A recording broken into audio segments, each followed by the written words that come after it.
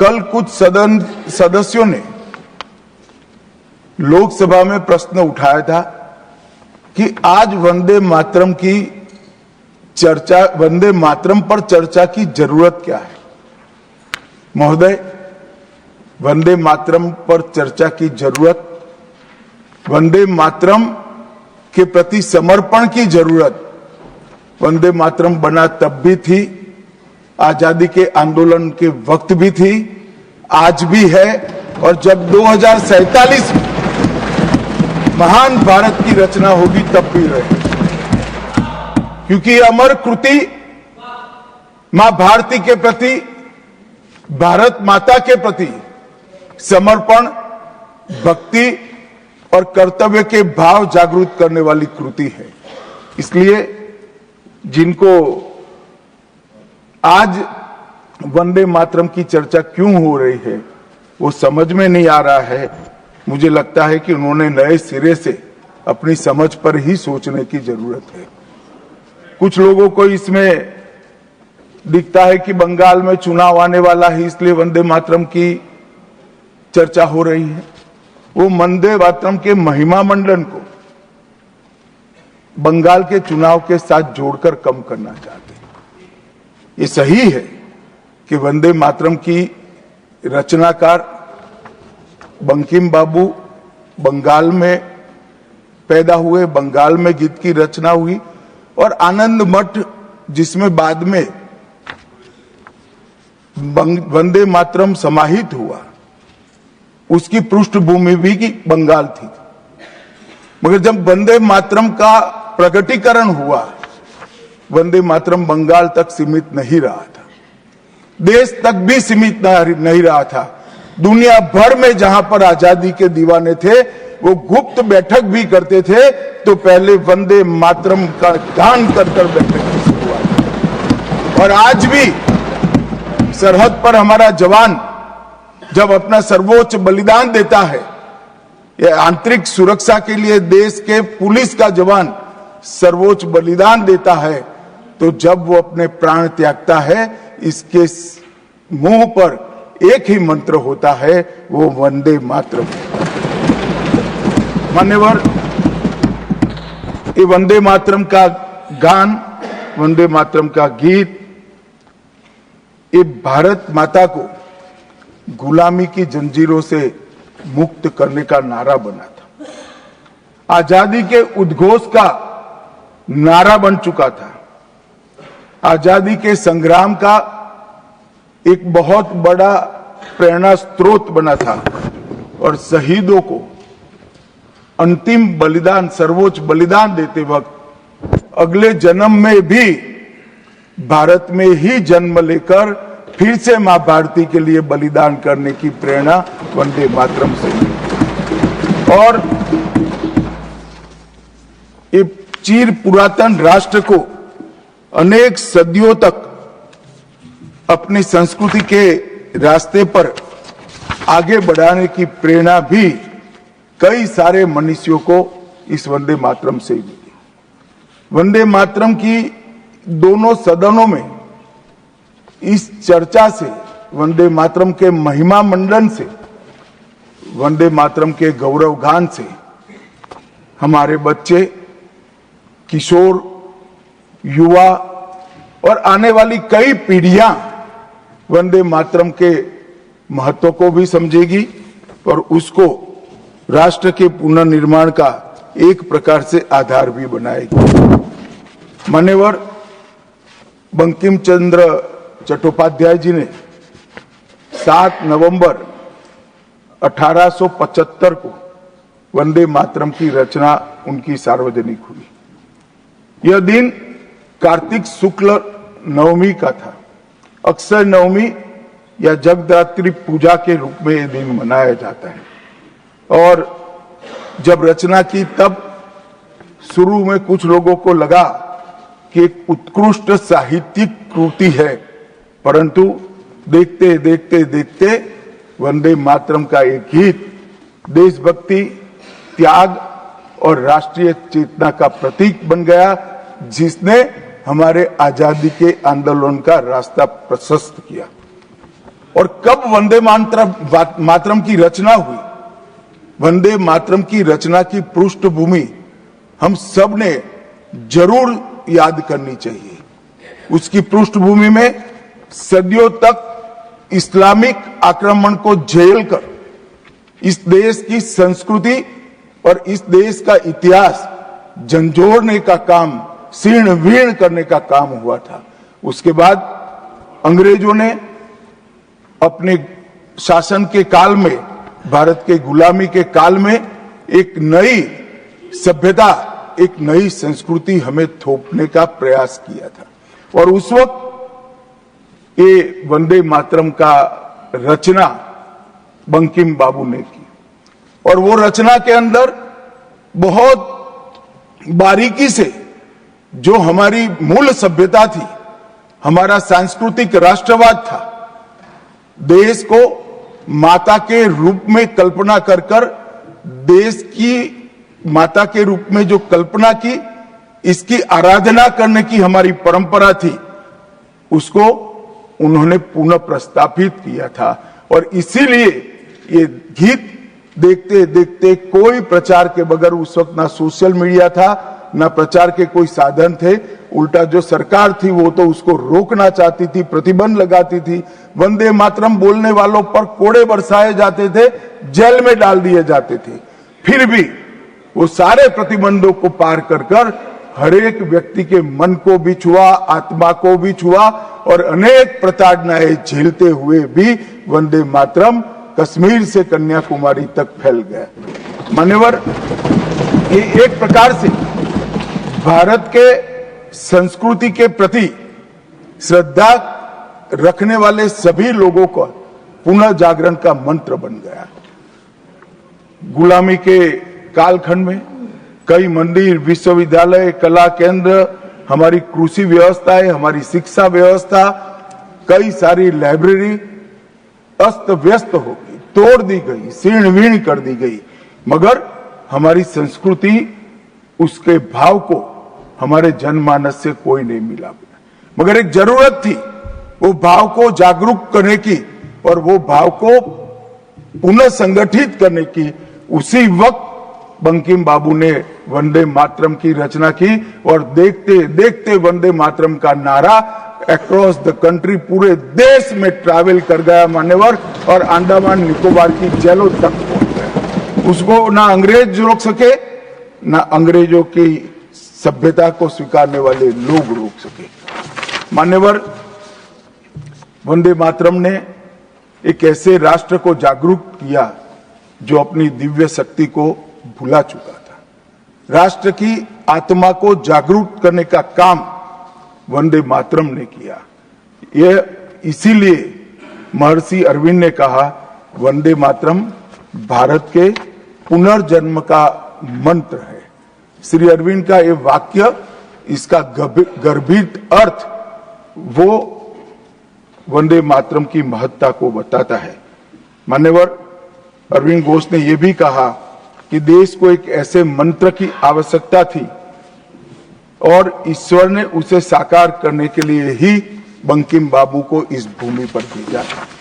श्री अरविंद का वंदे मातरम के लिए भाव बच्चे बच्चे के लिए एक प्रेरणा स्रोत बन गया और हमारे आजादी का नारा बन गया। मान्यवर, हमारे देश को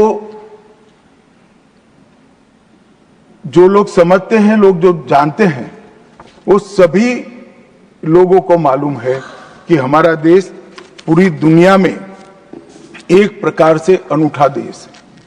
दुनिया के कई देशों की रचना अधिनियमों से हुई, कहीं युद्धों के कारण हुई, कहीं युद्ध के बाद संधि के कारण हुई। भारत एकमात्र ऐसा देश है जिसकी सीमाएं कोई अधिनियम से तय नहीं की है। हमारे देश की सीमाएं हमारी संस्कृति ने तय की है और संस्कृति ने इस भारत को जोड़ कर रखा है। और इसीलिए सांस्कृतिक राष्ट्रवाद का जो कंसेप्ट था, उस सांस्कृतिक राष्ट्रवाद के कंसेप्ट को, सांस्कृतिक राष्ट्रवाद के विचार को सबसे पहले गुलामी के कालखंड में जागरूक करने का काम बंकिम चंद्र चट्टोपाध्याय जी ने की। हम पूरे देश को एक बार फिर से देखें तो हमें मालूम पड़ेगा कि हमारे देश को जोड़ने वाला मंत्र हमारी संस्कृति है।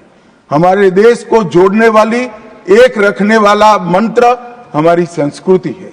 और इसी के कारण वंदे मातरम का जो उद्घोष हुआ, उसने सांस्कृतिक राष्ट्रवाद के सिद्धांत को पहली बार एस्टैब्लिश करने का काम किया। जब अंग्रेजों ने वंदे मातरम पर कई सारे प्रतिबंध लगाए, तब बंकिम बाबू ने एक पत्र में लिखा था, मुझे कोई आपत्ति नहीं है, मेरे सभी साहित्य को गंगा जी में बहा दिया जाए। यह मंत्र वंदे मातरम अनंत काल तक जीवित रहेगा। यह एक महान गान होगा और लोगों के हृदय को जीत लेगा और भारत के पुनर्निर्माण का यह मंत्र बनेगा। आज हम देख रहे हैं कि बंकिम बाबू के वो शब्द सच हुए हैं। भले देर से ही सही, ये पूरा राष्ट्र आज सांस्कृतिक राष्ट्रवाद की परिकल्पना को स्वीकार कर आगे बढ़ रहा है। और मान्यवर, हम सब जो भारत माता की संतानें हैं, वो मानते हैं कि ये देश कोई जमीन का टुकड़ा नहीं है। वो उसको हम माँ के रूप में देखते हैं और उसका भक्ति गान भी करते हैं, और वो भक्ति गान की अभिव्यक्ति ही वंदे मातरम है। मान्यवर, आज मैं सदन में जब ये चर्चा हो रही है तब बताना चाहता हूं, वंदे मातरम की रचना में हमारे जीवन में देश की, भारत माता की कल्पना का जो योगदान है, उसको बहुत अच्छे तरीके से भावना के साथ वर्णन किया है। जल, फल और समृद्धि तीनों की दायिनी भारत माता को बताया गया। शोभित पुष्पों से मन को प्रफुल्लित करने वाली भी भारत माता को बताया गया। सरस्वती, लक्ष्मी, दुर्गा, ये तीनों का जो स्वरूप है वो भारत माता है। एक प्रकार से हमारा समृद्धि, हमारी सुरक्षा, हमारा ज्ञान, हमारा विज्ञान, ये सब भारत माँ की ही कृपा है और उसकी आराधना से ही प्राप्त हो सकता है। इतना बड़ा एक संकल्प बंकिम बाबू ने रखा। दुर्गा की वीरता, लक्ष्मी की संपन्नता और सरस्वती की मेघा, ये तीनों हमें भारत माँ की कृपा ही दे सकती है, या मिट्टी ही दे सकती है। इसीलिए इसको बार बार प्रणाम करना चाहिए, माँ को प्रणाम करना चाहिए। मान्यवर, एक प्रकार से जिसकी उद्घोषणा 150 साल पहले बंकिम बाबू ने की, ये विचार तो बहुत चिर पुरातन है। रामायण के अंदर प्रभु श्री राम ने भी, जब उनको सलाह दी गई कि इतनी वैभवशाली लंका है, आप लंका जीत ही लिए हो, तब अयोध्या जाकर क्या करना है, यहीं रह जाते हैं। तब उन्होंने कहा कि माता और मातृभूमि ईश्वर से भी बड़ी होती है, मैं माता और मातृभूमि का त्याग करूं। मातृभूमि के महिमा मंडन प्रभु श्री राम ने भी किया। मातृभूमि का महिमा मंडन आचार्य शंकर ने भी किया और मातृभूमि का महिमा मंडन आचार्य चाणक्य ने भी किया। ये सभी ने समय समय पर हमारे अस्तित्व को मातृभूमि के साथ जोड़ने का काम किया। मातृभूमि ही हमें पहचान देती है, वो ही हमें भाषा देती है, वो ही सभ्य जीवन जीने की संस्कृति का आधार बनाती है और वो ही हमारे जीवन को ऊपर उठाने का अवसर देती है। इसलिए मातृभूमि से ज्यादा कुछ हो नहीं सकता। ये भाव जो चिर पुरातन भाव था, उसको बंकिम बाबू ने पुनर्जीवित किया और वो घनघोर रात्रि जैसे गुलामी के कालखंड के अंदर जैसे एक बिजली प्रकाश फैला देती है, उसी प्रकार से वंदे मातरम के गान ने घनघोर अंधेरे के अंदर, जन जन के अंदर गुलामी की मानसिकता छोड़कर आजादी की प्राप्ति, स्वराज की प्राप्ति का एक जोश जगाने का काम किया। मान्यवर महर्षि अरविंद ने वंदे मातरम को गीत नहीं, हमारी आध्यात्मिक शक्ति का प्रतीक माना। उन्होंने बहुत सुंदर तरीके से वर्णन किया है कि स्थूल, सूक्ष्म और कारण तीनों प्रकार से वंदे मातरम भारत की शक्ति को जगाता है। स्थूल शरीर, वंदे मातरम का उच्चारण हमारी शरीर में शक्ति और उत्साह भरता है। राष्ट्रभक्ति की क्रिया प्रक्रिया शक्ति को जगाती है। सूक्ष्म शरीर हमारे भावनाएं, हमारे विचारों को वो शुद्ध करता है और हमारी चेतना को वो जागरूक करता है। और कारण आध्यात्मिक शरीर में भी उन्होंने कहा कि बंकिम बाबू एक ऋषि चेतना से प्राप्त मेघा से ही वंदे मातरम की रचना किए हैं। और बहुत अच्छे तरीके से उन्होंने कहा ये गीत केवल देशभक्ति की, देश प्रेम की अभिव्यक्ति नहीं है, बल्कि भारत माता की दिव्य शक्ति का आह्वान है। भारत की मूल चेतना, सनातन शक्ति, उसको पुनर्जीवित करने का ये वंदे मातरम मंत्र है। और इसीलिए आजादी के वक्त सभी हमारे नेताओं ने वंदे मातरम को आजादी के आंदोलन का आधार बनाने का काम किया। कई सारे हमारे आजादी के संग्राम के सेनानी जिनको अंग्रेजों ने फांसी पर चढ़ाया, इस सब में एक चीज सामान्य निकल कर आती है, तो फांसी के तख्ते पर चढ़ते चढ़ते जो शहीद अंतिम शब्द बोले वो सभी के मुंह से वंदे मातरम ही निकला। स्वदेशी का आह्वान करना हो, विदेशी माल का बहिष्कार करना हो, राष्ट्रीय शिक्षा का आह्वान जगाना हो, हर वक्त राष्ट्रभक्ति जगाते वक्त वंदे मातरम का उद्घोष इस देश ने सुना भी, इस देश ने महसूस भी किया। पंजाब के गदर आंदोलन में वंदे मातरम के शीर्षक से कई पर्चे बांटे गए। महाराष्ट्र में वंदे मातरम के विशेष अंक गणपति और शिवाजी के उत्सव में बांटे जाते थे। तमिलनाडु में सुब्रह्मण्यम भारती जी ने तमिल अनुवाद कर हिंद महासागर को भी क्रांति की चेतना से आंदोलित कर दिया था। मान्यवर 1907 में कलकत्ता में वंदे मातरम नाम का एक अंग्रेजी अखबार शुरू हुआ, जिसके संपादक महर्षि अरविंद थे। ब्रिटिश सरकार ने उसको सबसे खतरनाक राष्ट्रवादी पत्र माना। वो राष्ट्रवादी भी कहते थे और खतरनाक भी कहते थे। और श्री अरविंद पर राजद्रोह का मुकदमा भी चला और उनको सजा भी गई। अंततोगत्वा उसको प्रतिबंधित कर दिया।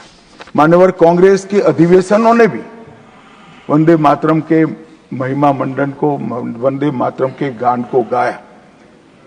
1896 में गुरुवर टैगोर ने कांग्रेस अधिवेशन में इसको पहली बार सार्वजनिक रूप से गाया। 1905 में कांग्रेस के वाराणसी अधिवेशन में महान कवियत्री गायिका सरला देवी चौधरानी ने पूर्ण वंदे मातरम का गायन किया।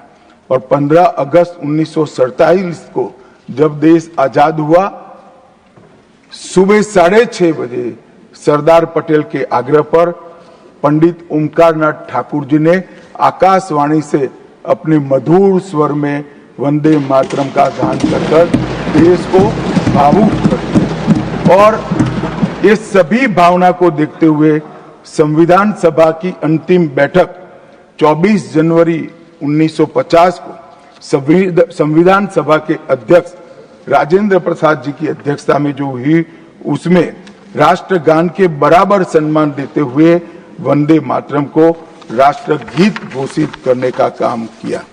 मान्यवर, मैं कल देख रहा था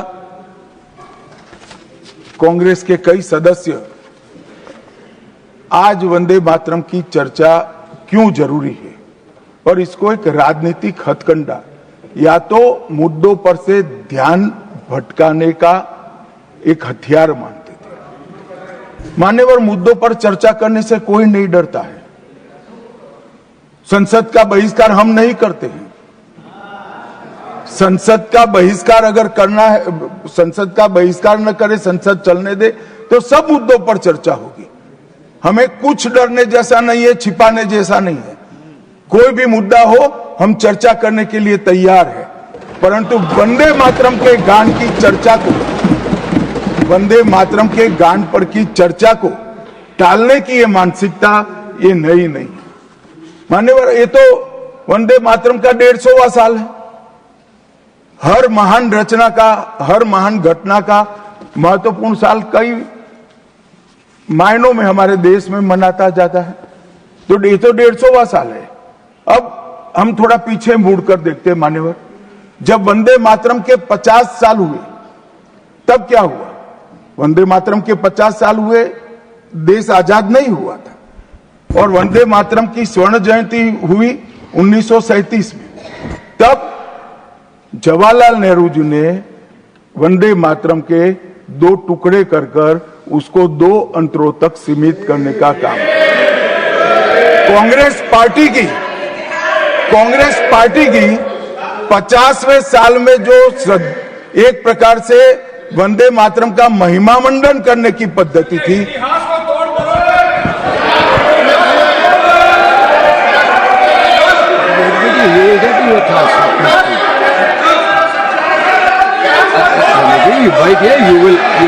you will get your chance to speak, na?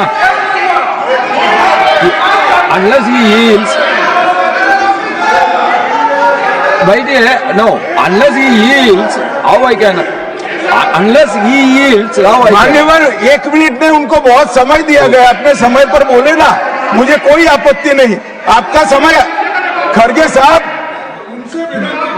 साहब आपका समय आएगा। गार्गे जी, सभापति महोदय, going to get your time, please wait. गार्गे ji, you are going to get your time, please wait. Let him speak.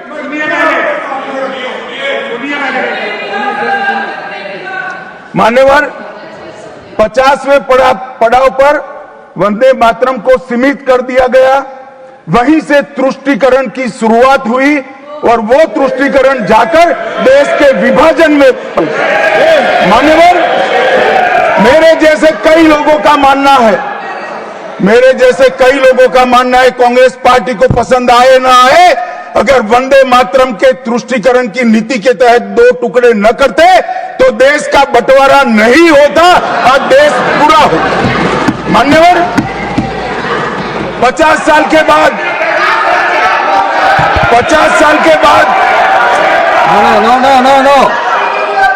No, nothing will go on record except Honorable Minister's speech.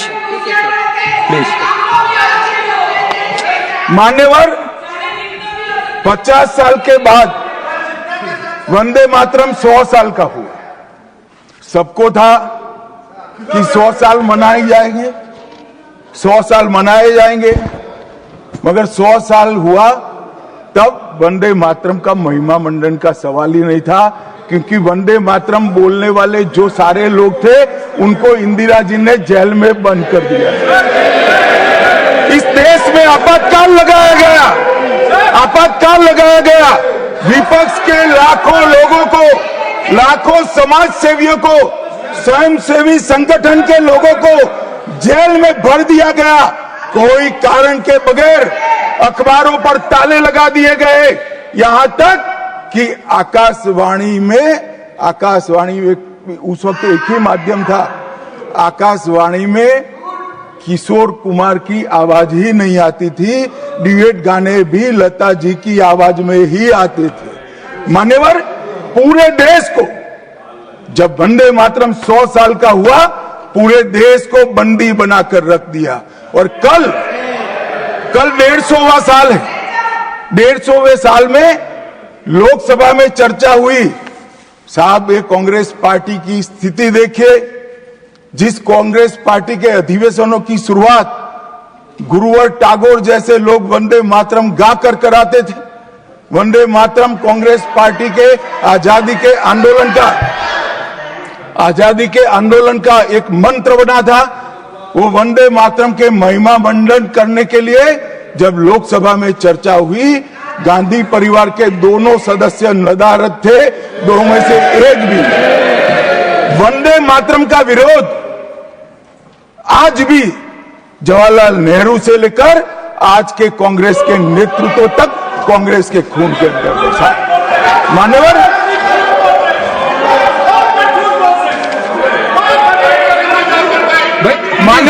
Please आप बैठिए, please आप बैठिए, please आप बैठिए।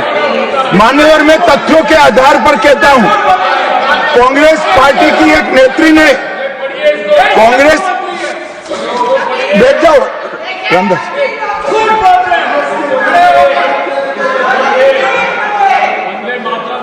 अरे दिग्विजय जी, अब नौकरी पक्की है इस आयु में, क्या कर रहे हो भैया, अब नहीं जाएगी नौकरी। मान्यवर, मैं जो कह रहा हूं वो रिकॉर्ड का हिस्सा है दूसरे सदन का।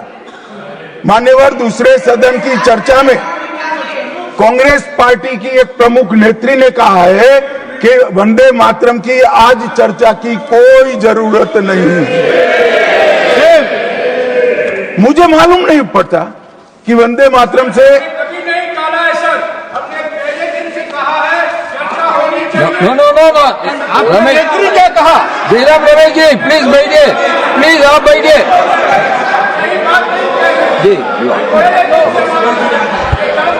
साहब, माननीय सदस्य जयराम जी का प्रॉब्लम है कि वो सिर्फ विपक्ष की ही बात सुनते हैं, अपने नेताओं की बात को सुनते नहीं है। मैंने ऐसा नहीं कहा, आपने कहा है। मैंने ऐसा कहा कि लोकसभा में चर्चा में कांग्रेस पार्टी की एक प्रमुख नेत्री ने कहा है कि अभी इस समय वंदे मातरम की चर्चा की कोई जरूरत नहीं।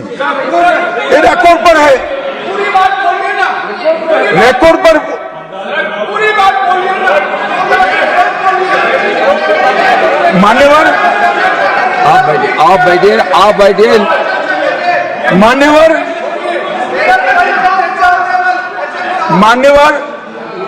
जिस गीत को, जिस गान को महात्मा गांधी ने राष्ट्र की शुद्धतम आत्मा से जुड़ा हुआ गीत कहा, बिपिन चंद्र पाल ने एक राष्ट्र धर्म है जिसमें राष्ट्रभक्ति और कर्तव्य दोनों समाहित है, जिसकी अभिव्यक्ति वंदे मातरम करता है, वो वंदे मातरम का टुकड़ा करने का काम भी कांग्रेस पार्टी ने किया था।